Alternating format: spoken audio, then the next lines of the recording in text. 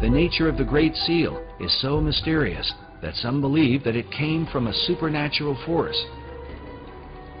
An account recorded by Dr. Robert Hieronymus in his book, Founding Fathers' Secret Societies, says that the Great Seal was given to Thomas Jefferson by a mysterious cloaked figure.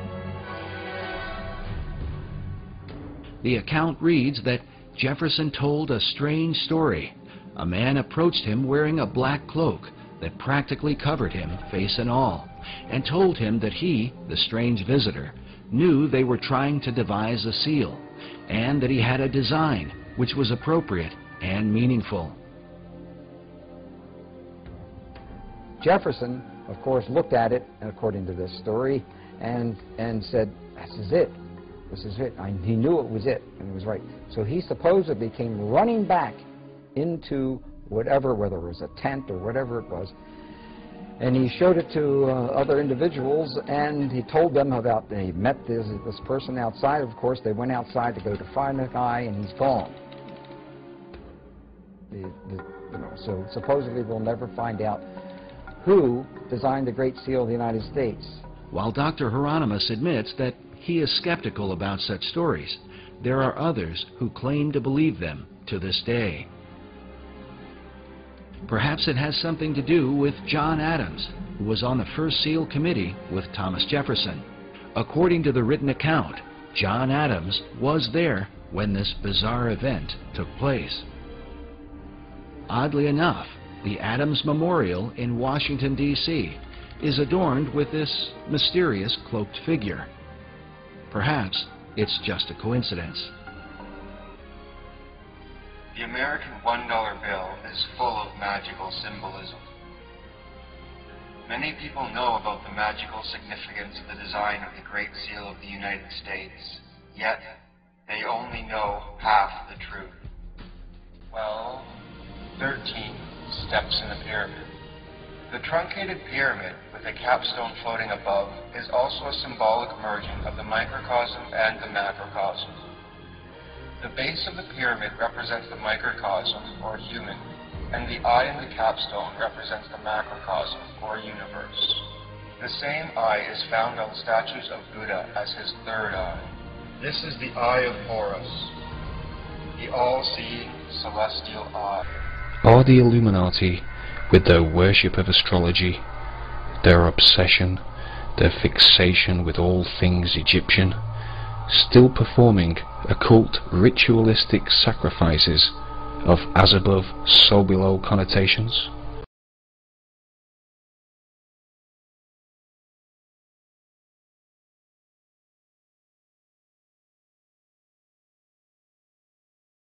As above, so below is repeatedly symbolized in esoteric art and a variety of symbols, the most basic of which is a triangle pointing upward or above. This is accompanied by a second triangle pointing downward, below. When combined, they form a hexagram, commonly recognized as the Star of David, one of the most dominant symbols in the occult. Removing the base of the triangles, one can see the outline for the square and compass of Freemasonry.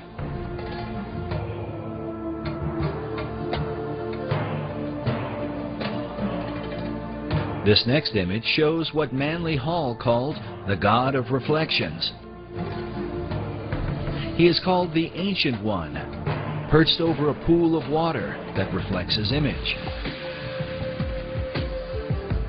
Notice also how the placement of his arms and the crown upon his head form two triangles like a Star of David, while on his chest is a Maltese cross positioned upward and then reflected again down below. Esoterics believe this same principle of reflection can be found in nature, with bodies of water providing a mirror as a picture of the Hermetic maxim. With this in mind, consider the placement of the reflecting pools in our nation's capital. Before the Washington Monument, the U.S. Capitol, the Lincoln Memorial, and the Supreme Court.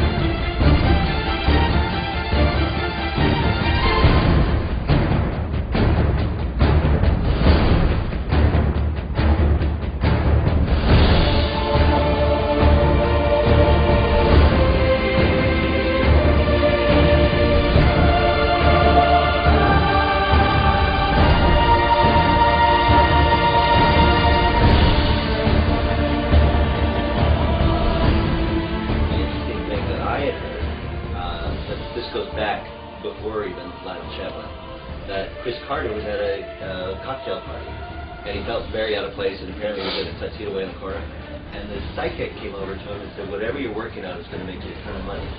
And that was just before he did the X-Files. Well, that psychic I talked to, I go, "What were you doing at the Hollywood party?" She goes, "I was hired by the CIA to go to parties and then just go home and email what I talked about." So the CIA has been tracking Hollywood parties since the 80s in order to determine, because you know, Hollywood films are a, it'd be... They set the agenda. They set a foreign policy, sort of. I mean, they're... No, it's a projection. It's America's dominance. They admit it's a lot of it's Hollywood. Right. And so they want to make sure that all the producers and the writers, that nobody's thinking anything so radical or doing a movie that will completely undermine their foreign policy plans.